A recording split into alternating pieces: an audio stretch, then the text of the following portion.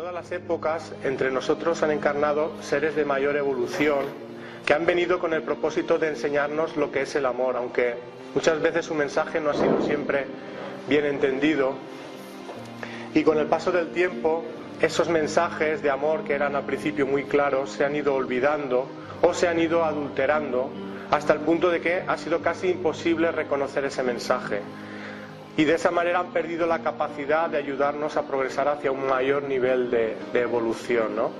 Eso para mí es una de las cosas que ha ocurrido pues con las enseñanzas de Jesús, ¿no? Que después de él ha venido gente que ha ido cambiando esa enseñanza que inicialmente era muy sencilla y muy clara, y se han empezado a meter cosas que no estaban en esas enseñanzas inicialmente. Para hablar de algo muy concreto que fue ocurriendo en las primeras épocas del cristianismo, en el año 325 después de Cristo hubo un concilio de la Iglesia en formación, la Iglesia cristiana o católica, y en ese concilio la Iglesia, los padres de la Iglesia, que no los padres de la espiritualidad, contrataron a una serie de correctores para alterar el texto original de los evangelios, eliminando cuidadosamente ciertas enseñanzas que no eran del agrado del poder del momento, ¿no? En ese caso estaba Constantino como emperador romano, y eliminaron aquellas enseñanzas que no estaban dispuestas a seguir, por ejemplo, el tema del consumo de la carne, el maltrato de los animales, y también importantes enseñanzas que siempre sobresalen en las escrituras orientales, por ejemplo, aquellas que tienen que ver con la evolución espiritual, la reencarnación y el amor. Sin embargo, el mundo espiritual siempre ha seguido intentando hacernos llegar el mensaje original a través de multitud de formas. Por ejemplo, a través de mensajes directos, a través de personas sensibles, mediums, sería el caso, por ejemplo, de Sebastián, ¿no? Mediante la encarnación de espíritus avanzados con el propósito de continuar ese trabajo de difusión espiritual, y muchas veces también promoviendo el descubrimiento de textos antiguos que fueron salvados de la manipulación. Y en este último punto me gustaría hablaros de un evangelio denominado el Evangelio de los 12. Supuestamente la historia de este evangelio habla de ella un clérigo irlandés, el reverendo Owsley, y él dice que afirma haber encontrado un evangelio original en arameo del cual surgieron los 4 evangelios actuales. Este evangelio, según este mismo clérigo, fue preservado en un monasterio budista tibetano, donde la comunidad esenia lo consiguió salvar de las manos de los corruptores, de estos correctores contratados por la Iglesia.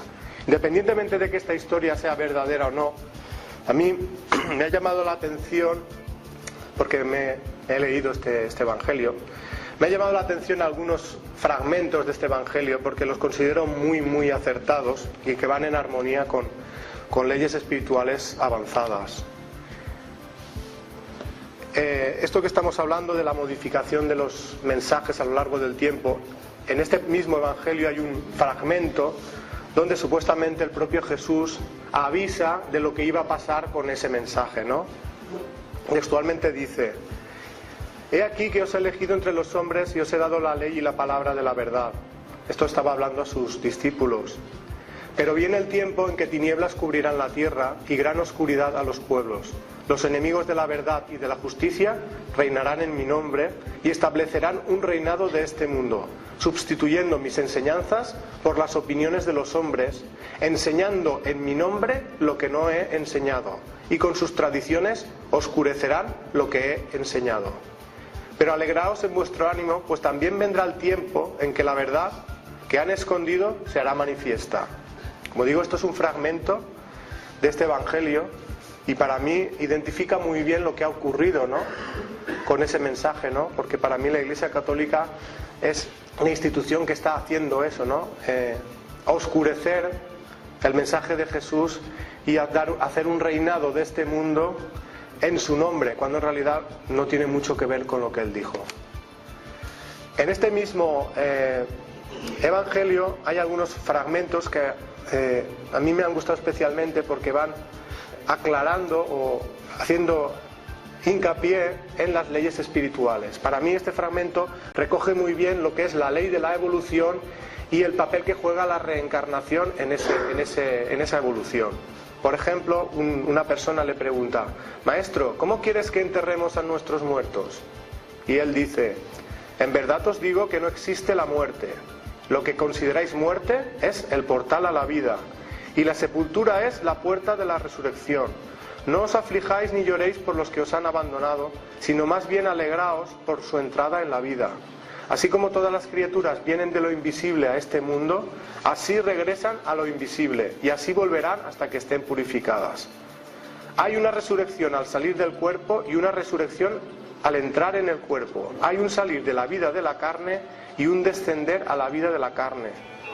El cuerpo que colocáis en la sepultura o que es consumido por el fuego no es el cuerpo que será, pues los que vendrán recibirán otros cuerpos, y lo que sembraron en una vida lo recogerán en otras. Para mí claramente este fragmento está hablando de la reencarnación, de la sucesión de vidas, ¿no? Y que en realidad la muerte no existe. Creo que no puede ser más claro, ¿no? Al mismo tiempo, la última frase habla de la ley de la justicia espiritual, ¿no? De que se cosecha lo que se siembra, ¿no? Y que esta cosecha puede venir de una vida a otra. Para mí hay un fragmento que habla de la reencarnación muy claramente, que es este. Dice: Señor, ¿qué enseña sobre la vida? Y él les dijo: benditos los que tienen que soportar muchas experiencias, pues a través del sufrimiento llegarán a ser perfectos. Serán como los ángeles de Dios en el cielo, y ya no morirán ni tampoco renacerán, pues muerte y nacimiento ya no dominarán sobre ellos. Estas frases que están subrayadas no aparecen en el texto de la Biblia que conocemos, sin embargo sí que aparece en este texto, en la conversación que tiene Nicodemo con Jesús, ¿no? Y esta es la primera frase. Si luego vemos el fragmento de la Biblia común, no llegamos a entender de qué está hablando, porque justamente las cosas importantes se han suprimido. Justamente en este fragmento está la conversación supuestamente original, ¿no? Que aclara de qué están hablando, ¿no? Porque él dice: en verdad os digo que si no nacéis de nuevo del agua y del fuego no veréis el reino de Dios. Y Nicodemo vino a él de noche por miedo a los judíos y le preguntó: ¿cómo puede un hombre nacer de nuevo siendo viejo? ¿Puede entrar por segunda vez en el seno de su madre y nacer? Esto está en el fragmento de la Biblia. Sin embargo, este trozo de a continuación está eliminado y es necesario para entenderlo. Jesús respondió: en verdad te digo que si alguien no vuelve a nacer de la carne y del espíritu, no podrá entrar en el reino de Dios. Habla de la necesidad de la reencarnación como parte del proceso de evolución, ¿no? Luego este trocito sí que está, pero claro, si eliminas la frase de antes no la entiendes. Que dice: el viento sopla donde quiere y bien oyes su voz, pero no sabes de dónde viene ni a dónde va. Claro, no puedes entender eso si has quitado la frase anterior. La luz brilla desde el este hacia el oeste, el sol se levanta de las tinieblas y desciende de nuevo a las tinieblas. Así le ocurre al hombre de vida en vida. Esto también está eliminado. Cuando viene de las tinieblas ya estuvo antes aquí, y cuando desciende de nuevo a las tinieblas es para demorarse un poco y después volver a estar aquí. Así, atravesando muchos cambios, debéis volveros perfectos. Entonces, para mí, como digo, esto es un ejemplo de que realmente la Biblia que nosotros conocemos ha sido retocada y se han suprimido pues los pasajes originales que eran necesarios para poder entender de qué se estaba hablando. De todas maneras, sigo adelante. Respecto a la ley de la justicia espiritual hay otro fragmento que dice así: y otra persona pregunta: maestro, cuando uno ha cometido un pecado, ¿puede un hombre perdonarle su pecado o no? Y él dice: Dios perdona todos los pecados a los que se arrepienten, pero lo que habéis sembrado también tenéis que cosecharlo. Ni Dios ni el hombre pueden perdonar los pecados a aquellos que no se arrepienten ni renuncian a ellos, de la misma forma que no pueden retener los pecados de los que renuncian a ellos. Pues todos los pecados son perdonados mediante el arrepentimiento y su reparación. Y los que renuncien a ellos serán liberados de los mismos, mas los que sigan pecando se quedarán atados a ellos. No obstante, los frutos de los pecados durarán un tiempo. Sembramos y por tanto tenemos que cosechar. Para mí este fragmento aclara un poquito o desmiente algunas cosas que se nos ha dicho desde la Iglesia, cuando siempre se nos ha dicho como que Jesús vino a redimir nuestros pecados, ¿no? Como si de un plumazo pudiera borrar los errores, ¿no? Sin embargo, si hacemos caso a lo que está diciendo aquí, él habla que no puede haber un perdón del exterior, sino que tiene que ser uno a través de la toma de conciencia y la reparación que elimine los errores del pasado. Eso creo que es bastante importante, porque muchas veces parece ser que se cree que una confesión a última hora, en el último día de la vida, sirve de algo, ¿no? Y en realidad esto desde este punto de vista no tiene ninguna validez, ¿no? Tiene que haber una reflexión, una toma de conciencia y una reparación. Y esas reparaciones pueden venir en otras vidas, ¿no? Por eso dice que los frutos de los errores durarán un tiempo, y seguramente habrá que venir en otras vidas a reparar esos daños que hemos hecho. Para mí otro fragmento donde habla de la ley de la justicia espiritual es este. Dice: bienaventurados los que padecen injusticias en esta vida, pues tendrán más alegría en la vida venidera. Bienaventurados los que han practicado en esta vida la honradez, pues recibirán la corona de la vida. Y respecto a la ley del amor, hay una parte que dice también en este texto, y me va a servir para presentar lo que viene a continuación. Dice algo así: he aquí os doy una nueva ley, es la ley del amor, que sin embargo no es nueva, sino antigua. Guardaos bien de añadir algo nuevo a esta ley y de quitarle algo. En verdad os digo que los que crean y cumplan esta ley se salvarán, y los que la conozcan y no la cumplan estarán perdidos.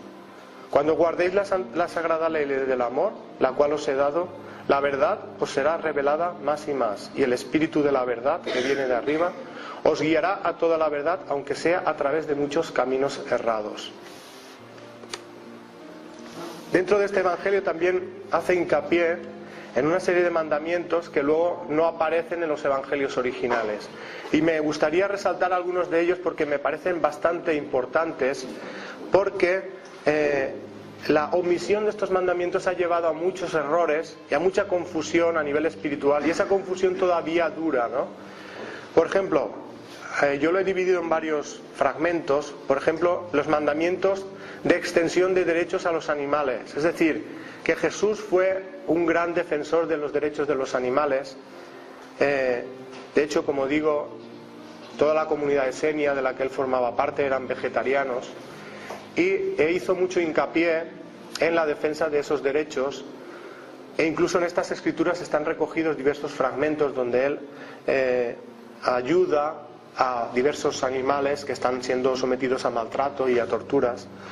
Pero todo eso no interesaba que siguiera adelante, pues porque los mandatarios del Imperio Romano no estaban dispuestos a renunciar, por ejemplo, al consumo de carne. Entonces todo esto fue borrado de un plumazo, ¿no? Entonces, respecto a esto, los mandamientos que él dio, uno de ellos sería este: no quitaréis la vida a ninguna criatura por diversión o para vuestro beneficio, ni la atormentaréis. Luego hay como un corolario, una explicación más allá de eso. Dice: está escrito no matarás, pero yo os digo que los que odian y desean matar son culpables ante la ley. Sí, si ocasionan dolor o torturas a criaturas inocentes, son culpables. Sin embargo, si matan para dar fin a sus sufrimientos, que no se pueden remediar, no son culpables si hacen esto de manera rápida y con amor. Está haciendo un poco referencia a cómo hay que tratar a los animales, ¿no? Y más explícitamente dice: no comeréis la carne ni beberéis la sangre de ninguna criatura matada. Realmente está haciendo una defensa clara y directa del vegetarianismo, ¿no? Ni otras cosas que dañen vuestra salud o vuestra conciencia. Y luego vuelve a repetir: todo aquel que trata de poseer el cuerpo de cualquier criatura para alimento, diversión o beneficio, se mancha con ello. Creo que no puede ser más claro, ¿no? Respecto a otro grupo de mandamientos que yo los he puesto como mandamientos de justicia social o socialismo espiritual, para mí están resumidos en diversas frases que él dice, o este mandamiento que es: amaréis y protegeréis a los débiles y a los oprimidos y a todas las criaturas que sufran injusticia. Está claro que el mandamiento de no robar ha quedado, venía de la ley de Moisés, pero luego dice: no robaréis los bienes de otros, ni acumularéis para vosotros mismos tierras y riquezas más que las que necesitéis. En realidad esto es una denuncia del materialismo y el capitalismo, ¿no? Porque esto es lo que ha ocurrido después, ¿no? Que ha habido una acumulación de tierras y riquezas por encima de lo que uno necesita.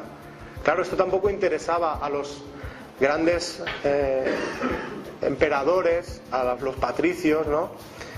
Que eran personas justamente que acumulaban riquezas a costa del sufrimiento, ¿no? de otros seres humanos. Entonces no interesaba que este mandamiento pues quedara para la posteridad tal y conforme él lo enunció, ¿no? Entonces se quedó simplemente con el acto de no robar, y otras cosas que son semejantes a robar han quedado como que están bien, ¿no? Por eso él mismo dice, se dice no robarás. Pero yo os digo que todos los que no están satisfechos con lo que tienen y desean y codician lo que otros tienen, o los que privan al trabajador de lo que le corresponde, han robado ya en su corazón, y su culpa es mayor que la de un hombre que roba un pan por necesidad para calmar su hambre. Creo que más claro no puede ser, ¿no? Lo que pasa es que esto no interesaba que pues pasara a la posteridad, ¿no? Porque ponía en evidencia pues todo el mangoneo, ¿no? De una serie de gente que dominaba el mundo. Luego están lo que yo llamo mandamientos de relaciones personales, y aquí es donde voy a hacer más énfasis en la charla, porque creo que esto es lo que más ha afectado en el día a día cotidiano de la vida de la gente, ¿no? Él da un mandamiento que es este: no contraeréis matrimonios impuros en que no haya amor, esto es bastante importante, ni os corromperéis a vosotros mismos o a cualquier criatura. Esto, si hacemos caso de lo que dice aquí, sería la eliminación en la práctica de los matrimonios concertados o matrimonios de conveniencia, y en general de cualquier unión sin amor. Claro, ya os podéis imaginar en esa época que los poderosos buscaban casarse con la hija de algún otro poderoso para unir todas las posesiones. Si esto se hubiera aplicado, se les hubiera venido abajo todo el sistema que tenían para acumular riqueza, ¿no? Ya sabéis que esto era una práctica muy habitual en muchas épocas para acumular poder. E incluso pues muchas personas que tenían hijas guapas deseaban casar a esa hija con una persona poderosa para beneficiarse de ese poder, ¿no? Sin embargo, eso para la persona que sufre esa situación es algo terrible. Una persona obligada a compartir la vida con otra, la sexualidad y todo eso sin amor, es algo terrible. Y esto, aunque ahora a lo mejor los matrimonios concertados en este primer mundo cada día son menos, sí que ha influido el hecho de que se le ha dado un gran peso a la institución del matrimonio, omitiendo el tema de lo que son los sentimientos. Él habla de que no contraéis matrimonios en que no haya amor. Y esto en la práctica, si ahora miramos casa por casa, nos daremos cuenta que el 90% de las relaciones son uniones sin amor. Lo que pasa es que cuando las personas al principio no se dan cuenta de esto, y pasa un tiempo, a lo mejor llegan a darse cuenta, la presión de la educación hace creer que el hecho de romper esa relación es estar yendo contra alguna ley espiritual, porque como digo, la Iglesia ha hecho mucho énfasis que no hay que romper el matrimonio, cuando en realidad, como digo, aquí no habla del matrimonio, sino habla de los sentimientos. De hecho, aquí en concreto habla y dice esto, porque en esa época sabéis que había mucha poligamia, ¿no? Y le preguntan al respecto de este tema, y él dice, bueno, haced lo que queráis, ¿no? Pero a vosotros, mis discípulos, os quiero mostrar un camino mejor y más perfecto, un matrimonio que debe ser entre un hombre y una mujer que están, subrayo lo importante, están unidos a través del amor y afecto perfectos en completa libertad. Esto es otra cosa que tampoco se ha cumplido, lo de en completa libertad. Y esto durante el tiempo que duren el amor y la vida. Es decir, lo condiciona al hecho de que haya un sentimiento. Si no hay un sentimiento, no tiene sentido que esa relación continúe. Sin embargo, por la educación que hemos recibido, es como decir, te has casado o te has unido a esta persona, eso ya es para toda tu vida. Y como si fuera una ley de Dios. Y no es una ley de Dios, es una ley del ser humano. Entonces, esto es bastante importante porque hay muchas personas que cuando están viviendo una relación, se dan cuenta en algún momento de que no están enamorados, que no hay amor mutuo en la pareja, pero no se atreven a dar el paso de separarse porque creen que es algo malo, que va en contra de o de una ley espiritual, o que van a tener a toda la sociedad en contra, o a la familia. Entonces quiero hacer hincapié en esto porque no es así. El mundo espiritual no espera de nosotros que nos obliguemos a estar en una relación si no hay un sentimiento. Espera que seamos libres y que nos unamos a las personas por sentimientos. Y si nos damos cuenta que no estamos unidos por un sentimiento, tenemos la libertad de romper esa relación y de buscar una relación diferente o vivir en soledad, como queramos. No es una ley espiritual el matrimonio para toda la vida, es solo una ley de la Iglesia. Para mí hay un mandamiento resumen de todo esto que estamos hablando, y es este: no haréis a nadie lo que no queráis que se os haga a vosotros, y haréis a los otros lo que queréis que los otros os hagan a vosotros. Esto sí que es más o menos conocido, ¿no? Dejad mejor que la ley esté en vuestros corazones en vez de ponerla en placas conmemorativas. Procurad obedecer de corazón y en el espíritu del amor todos los mandamientos que os he dado. Eso también lo pone en una parte del texto. Hay otro fragmento que está en el libro que a mí me gusta mucho porque lo considero muy cercano a otro que está en el libro de las leyes espirituales, que dice: la sabiduría no es sin el amor, ni el amor es sin la sabiduría. La cabeza no es sin el corazón, ni el corazón es sin la cabeza. Para mí se evoluciona cuando el espíritu se armoniza con la ley del amor y se desprende del egoísmo. Básicamente toda la evolución gira en torno a estas dos situaciones: desarrollar los sentimientos y eliminar el egoísmo. El amor es, en una definición máxima, la capacidad de sentir a los demás como a uno mismo. Para mí el primer paso que uno debería dar para poder amar es el conocerse a uno mismo, para saber distinguir entre lo que siente y lo que piensa. Esto lo hemos hablado. Para mí muchas veces ocurre que las personas actúan en la vida no por lo que sienten, sino por lo que piensan, por la educación que han recibido, por el egoísmo. Y cuando una persona vive de acuerdo con lo que piensa y en contra de lo que siente, es entonces una persona desgraciada en su vida, ¿no? Entonces uno de los pasos importantes es empezar a saber lo que uno siente y empezar a llevar su vida decidiendo respecto a lo que uno siente. Para mí el amor no es un concepto mental, es una realidad que se puede sentir, que se manifiesta como una vibración, una fuerza y una sensibilidad extraordinarias, que cuando uno experimenta ese amor verdadero ya no necesita nada más para ser feliz. Cuando el espíritu, nosotros nos sentimos inspirados por el amor, sentimos el deseo de transmitir a los demás ese bienestar y ayudarles para que sean felices, porque nos sentimos conectados con ellos como si formaran parte de nosotros.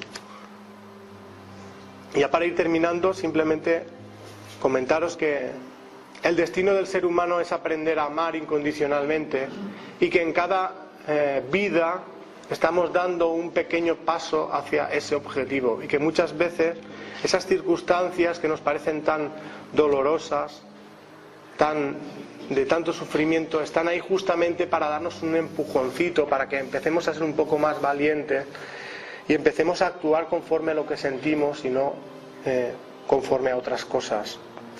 Por eso es necesario reconocer el amor y distinguirlo del apego o del amor egoísta.